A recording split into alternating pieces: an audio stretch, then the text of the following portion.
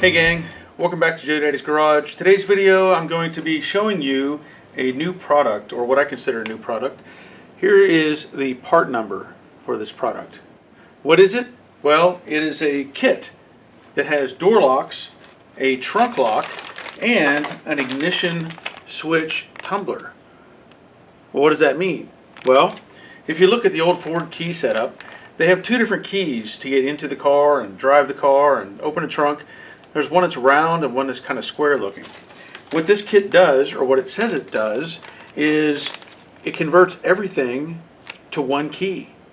So what I want to do is put in the trunk lock, get that in place.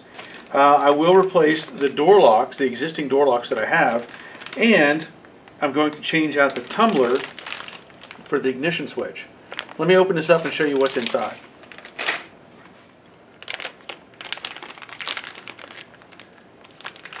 That's the tumbler for the ignition switch. That is the trunk lock. I'm going to leave these other two in the bags for now, but those are the left and right door locks. The other end of the kit, the other end of the bag, there is a piece that I'm missing. That's the rod that goes into your trunk release that attaches to the trunk lock mechanism. There's a series of clips here. That's everything out of the bag except for the door locks. It comes with new springy clips that lock the mechanisms into the panel and the doors. So there's 3 of those in the kit. There are 3 rubber gaskets, one for each for the trunk and the door locks, and a set of keys. Now these keys are the same. So what that means is you can put it in the trunk, put it in the ignition, turns the ignition, new shiny door locks. People wanted to see shiny door locks on this car. Yep. So one key does it all. So simply enough, the gasket has a little flange on it, and you can see it has a specific, look against my shirt there, has a specific cutout. So one of the tabs is fatter than the others. That's going to go onto the fat part of the lock. And that collar kind of slips around the edge. The rod, pretty simple. It slips in and just the spring holds it in place. And then your little horseshoe clip, the tab is always going to face towards the inside of the vehicle. That's where you would grab it, like with a pair of pliers or something, if you were to take it out. And basically it slips behind the little lock tabs or flanges that are on the trunk lock mechanism. So that's all it takes. Slip it in, slide this over, lock it on, and you're done. So I'm going to use my universal trunk key. Open up the trunk. You'll notice, you should be able to tell that the bottom one is the fatter opening. So it's going to go in with a little hook on the post facing up. And you just got to line it up. Slip that in and slide the collar on. I just realized this thing is really long, so I'm going to have to cut that off. Obviously, this is made to fit a variety of vehicles, so what I'll do, I may leave a 1/4 inch, something like that, sticking out, and just cut that off.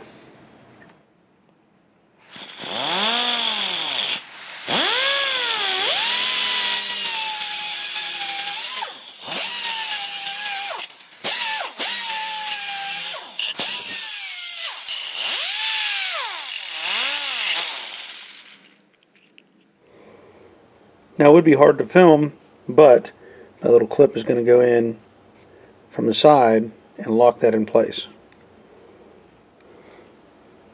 And it should look something like that when you're done.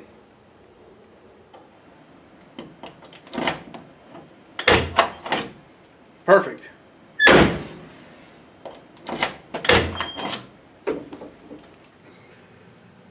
Now this might be harder to film, but you can see the original door lock that's in there. Let me see if I can't get the screwdriver in. And you have to push on that clip to get it to move away from the rod. See, I can barely see it.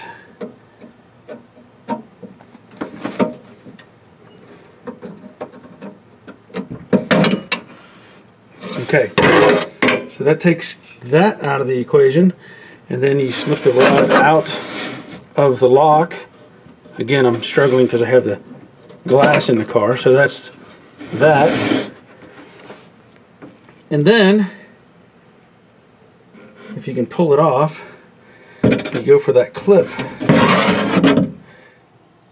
The clip is off, and hopefully I can get a hold of it by hand out here.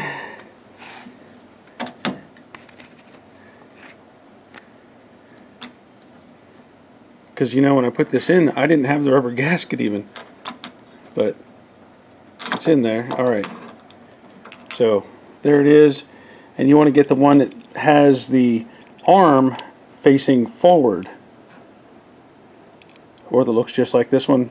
And again, it has the, let's say, the fat portion down. So fat portion down, arm facing forward. So there it is. I put the gasket on. You can see the shape is the same. So I'm going to just get that in the door and get the clip back on. Oh, transfer that clip. I did not even pay attention to that. You have to squeeze that together and remove it. So it's got a slit in it right there. Basically, you should be able to pinch that together and pull this out. I don't know if I can do it with one hand. Nope. But you get the idea.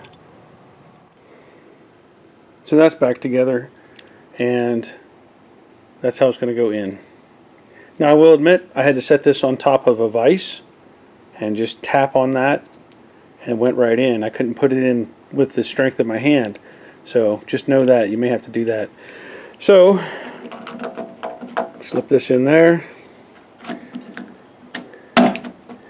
get the clip on, reattach the inner rod, and you're done.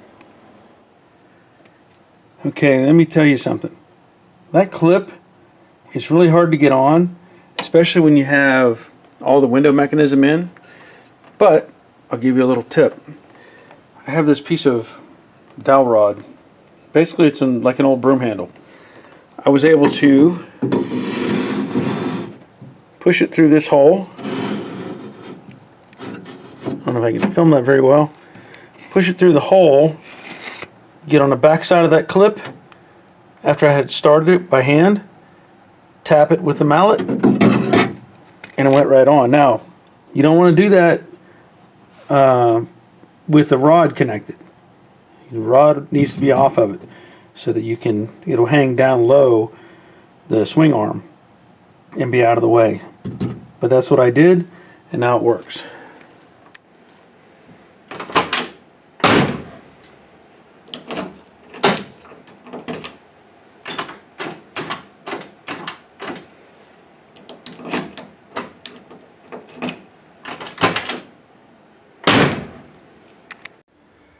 Now for the ignition tumbler, what you have to do is turn the key to the left, take something like a paper clip, and you're going to push it into this hole, and then rotate this and pull this out. This one is sticking a little bit. I've done it before, but I wanted to show you with this, the new tumbler. There's a little spring-loaded pin inside of here. When you turn this back, there's a detent inside. And what happens is you push that pin in. Let me get it over there. You push that pin in,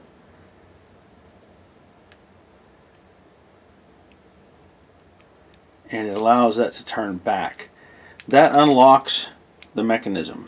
So that little detent is inside. So if I turn that forward, you can hear that little pin click, and there's a little track that it rides in. So once again, push that little pin, rotate that back, and that allows us to unlock. Basically, I think this end right here, the way it's shaped, it locks in to the main switch itself. So I've been having a little trouble getting this back out.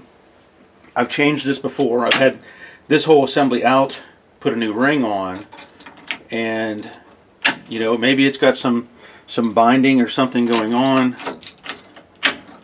but it should, when you turn it back, I can feel the spring compress and it'll allow me to turn, but it wants to hang up. So I may end up fighting with this one a little bit more, but under normal conditions, this will pop right out. I ended up taking it all the way out of the car. Just remove the bezel, and then you can slide it out of the little bracket that it sits in. I found that it was easier to see the pin on this one. So basically you just line things up. Make sure this one's set the same way. I have to hit the little pin detent, make sure it's turned back slightly. There it goes. That should line everything up.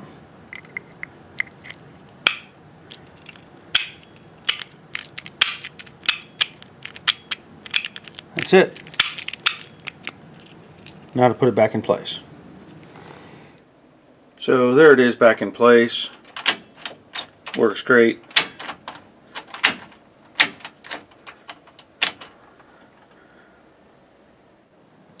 So I hope you found some useful information with this.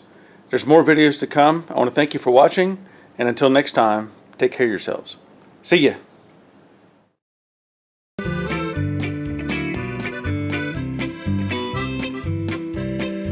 I've talked about it before. The trunk lock. I can't see what I'm doing, but basically, you grab a hold of that clip right there,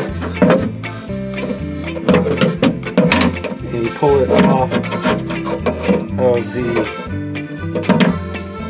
mechanism. This is the hard thing. I'm trying to look through the camera to see what I'm doing, and I can't do it. So anyway, you got to pull the clip off to get the door lock out.